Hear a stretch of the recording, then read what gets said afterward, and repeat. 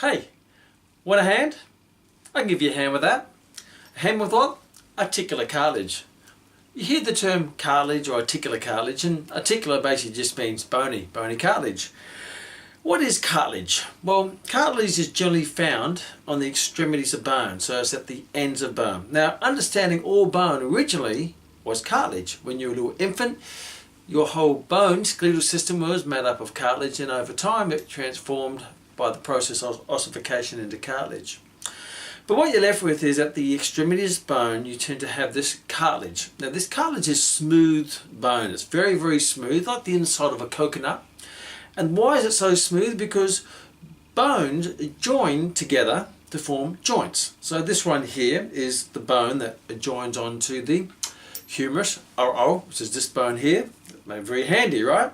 And when you have two adjoining bones that forms a joint, you're going to get friction between those bones. Why? Because with the joint has movement, particularly if it's a synovial joint, which we'll talk more about later.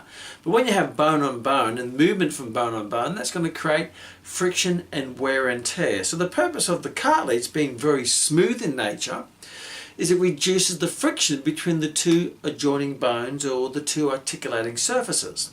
So cartilage is there to reduce the friction between the bones, to reduce the wear and tear in the bones, to give longevity to the bones and the joints. So it's very important to look after your cartilage if you want your cartilage to survive your lifetime.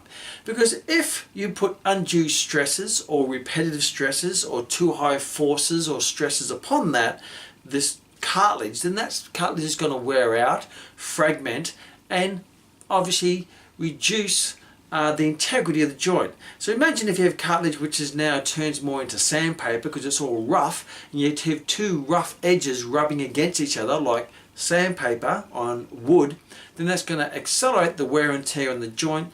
That will lead to inflammation, pain, discomfort, and obviously over time osteoarthritis. If that inflammation becomes constant or more chronic, then that can lead to rheumatoid arthritis. But we'll talk more about that later. So what's really important is to look after your joints, particularly, not just the joints, but particularly the cartilage, because it's the cartilage that makes your joints move smoothly without pain and without wear and tear. So look after your joints. How do you do that? Well, there's lots of things to do that. Don't do dangerous exercises, don't do silly exercises, don't do exercises that put stress on the joint, and do exercises that build the muscle but protect the joint, because the stronger your muscles are, they're going to help support the joint itself. And that would be no cow poo. Handy knowledge to have, huh?